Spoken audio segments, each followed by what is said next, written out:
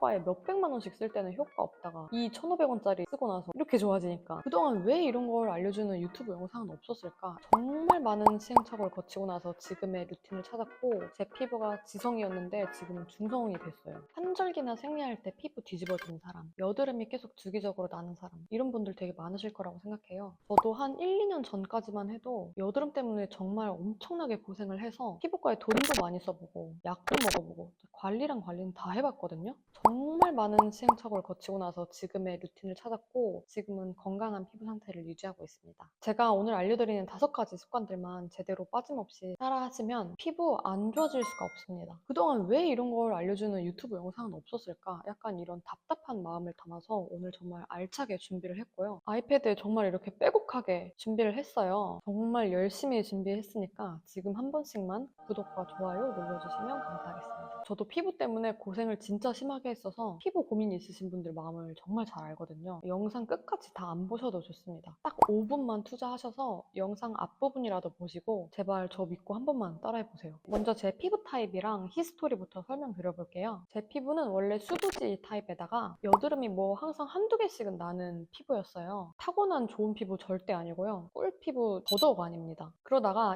2021년에 결혼 준비를 하면서 그래도 나도 예신인데 관리를 한번 좀 받아볼까 해서 피부과를 다녔는데 그때 피부가 확 뒤집어지면서 진짜 1년 동안 개고생을 했어요. 아마 제 친구들은 알 거예요. 제가 이때 피부가 얼마나 안 좋았고 얼마나 스트레스를 받았었는지 아직도 이때 사진을 보면 마음이 아픕니다. 자, 여기서 제가 받았던 피부 시술들이랑 왜 그 시술들을 비추천하는지 그 이유를 설명드릴게요. 이때 당시에 제가 받았던 시술이 알라딘 필링인데요. 아마 그걸 받으면서부터 피부가 예민해지고 안 좋아졌던 것 같아요. 새살이 돋아나게 해서 깐달걀 피부가 되는 원리라고 하는데 물론 효과를 보신 분들도 있겠지만 저는 이거를 받으면 받을수록 피부가 더 예민해지는 느낌이었어요. 근데 이때는 원인이 이건 줄 모르고 여드름이 계속 나니까 계속 피부과를 간 거예요. 여드름 압출, 아쿠아 필링, 연어 주사, 스킨 부스터 이런 거 다 해봤는데 진짜 거짓말 안 치고 효과를 1도 못 봤습니다. 근데 자꾸 피부가 안 좋아지니까 피부과를 끊을 수가 없는 거예요. 이때가 진짜 중요한데요. 이때 피부과를 가실 게 아니라 피부과를 끊으셔야 합니다.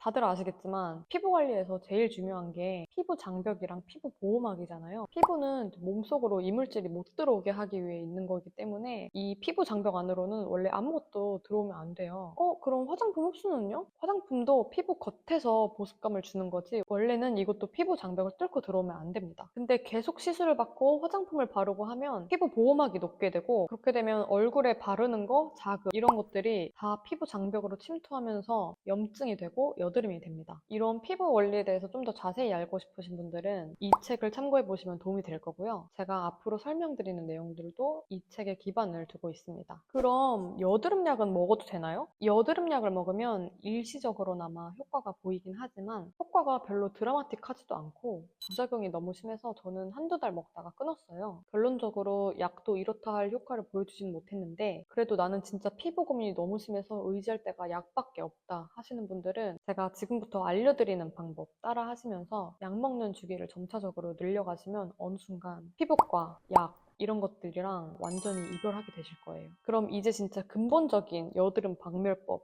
알려드릴게요. 첫 번째는 클렌징입니다. 제 피부 상태가 제일 최악이었을 때 제가 갖고 있던 습관 중에 하나가 뽀득뽀득 소리가 날 때까지 세수를 하는 거였는데요. 이렇게 하시면 피부 다 망가집니다. 피부 좋아지시려면 약간 미끈한 느낌이랑 친해지셔야 되는데요. 그럼 여기서 이런 의문이 드실 거예요. 그렇게 하면 화장이 다 안 지워지는 거 아닌가요? 뽀득뽀득 씻는 것보다 차라리 화장이 조금 덜 지워지는 게 피부 장벽에는 더 좋다고 하더라고요. 그래서 저는 애초에 클렌징을 빡세게 할 일이 없게 선크림 하나만 바르고 있고요. 제가 쓰는 클렌징 제품을 궁금해하실 것 같아서 한번 소개해드리면 비올로지 코세쉬의 레이유 제품입니다. 제 피부 개선의 한 절반은 얘가 해냈다고 생각해요. 사용법은 먼저 손을 깨끗하게 씻고요. 물기 없는 손에 손가락 반마디 정도 짜고 물기 없는 얼굴에 마사지 하듯이 문질러줍니다.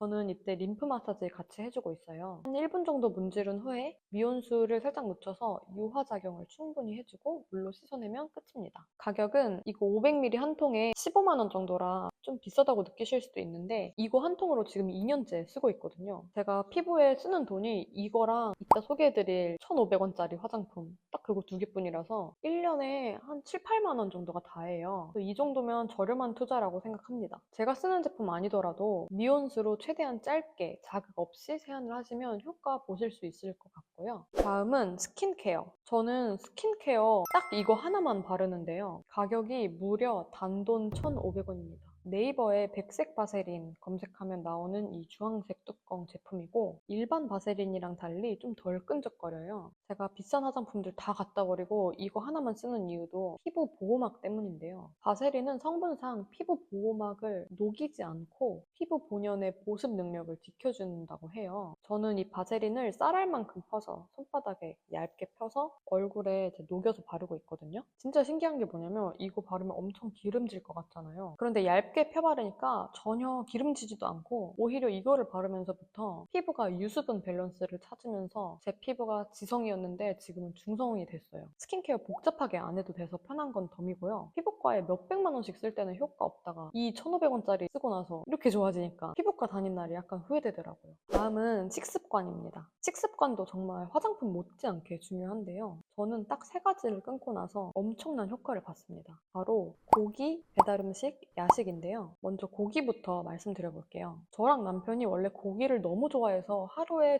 2끼는 고기를 배부르게 먹었었어요. 그러다가 고기를 필요 이상으로 먹는 거는 오히려 건강에 해롭다는 걸 알게 돼서 고기를 줄였습니다. 사실 요즘 육류 섭취에 대해서 이게 좋다 나쁘다 말이 많기 때문에 이 부분에 대해서는 구독자님들이 저보다 더 잘 알고 계실 것 같아서 제가 느낀 것만 얘기를 해볼게요. 고기 먹는 횟수를 일주일에 한 2-3번 정도로 줄였더니 확실히 피부가 되게 맑아지고 피로감도 줄어드는 거를 정말 확실하게 느꼈습니다. 그리고 야식, 배달음식 이런 거는 아시다시피 피부에 당연히 안 좋고요. 저는 독일로 이사 오고 나서 타이로 배달음식을 끊게 되긴 했는데 한번 끊고 나니까 너무너무 좋더라고요. 클린한 식단으로 딱 먹을 만큼만 제 시간에 맞춰서 저녁 먹으면 다음날 아침에 일어났을 때 피부도 훨씬 맑아지고 개운함도 아예 다릅니다. 그 다음은 노폐물에 관한 얘기인데요. 저는 노폐물 배출 딱 2가지 신경 쓰고 난 뒤로 피부 상태가 엄청 좋아졌어요. 첫 번째는 다들 잘 아시는 땀 빼기입니다. 근데 이 땀 빼는 것도 효과적인 방법이 따로 있더라고요. 저 같은 경우에는 사우나나 반신욕 이런 외부적인 걸로 땀을 뺐을 때는 효과를 많이 못 봤고 운동을 해서 땀을 뺐을 때 효과를 진짜 많이 봤어요. 하루에 30분씩 땀 흘리는 운동을 꾸준히 해줬을 때 그때 피부 상태가 제일 좋았고요. 두 번째는 림프 순환 마사지입니다. 혹시 지금까지 림프 순환 마사지를 한 번도 해보신 적이 없으시다면 지금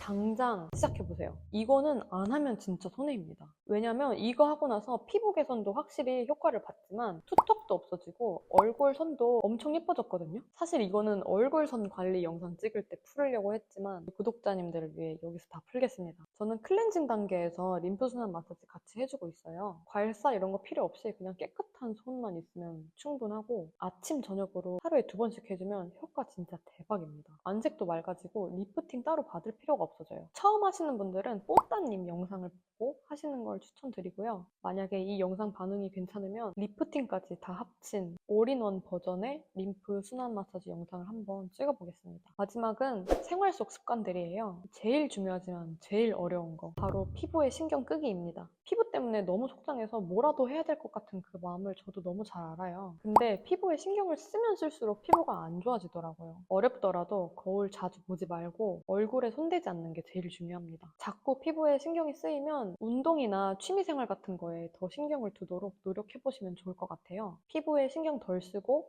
덜 바르고 덜 먹고 운동하면 피부는 안 좋아질 수가 없습니다. 마지막으로 제가 이런 피부 변화를 겪으면서 느꼈던 것들을 정리해볼게요. 피부라는 게 갑자기 어느 순간 드라마틱하게 좋아지진 않더라고요. 저도 되게 눈에 띄지 않는 개선을 겪으면서 천천히 차근차근 피부가 좋아졌고요. 지금은 피부 때문에 너무 힘드시더라도 조금만 인내를 갖고 생활 속에서 고칠 수 있는 것들을 계속 고쳐나가시다 보면 어느 순간 피부는 좋아져 있을 거라고 확신합니다. 합니다. 저도 지금은 피부 좋다는 소리를 듣고 있지만 뭐 먹는 거를 조금 클린하지 않게 먹거나 운동을 안 하거나 약간 이런 생활 습관들이 지저분해지면 그게 다 피부로 드러나더라고요. 꾸준한 관리가 답인 것 같아요. 제 영상이 피부 때문에 마음고생 하시는 분들께 많은 도움이 됐으면 좋겠고요. 구독과 좋아요, 댓글 남겨주시면 더 좋은 영상으로 찾아뵙겠습니다. 오늘도 영상 봐주셔서 감사드리고 저는 다음 영상에서 뵐게요.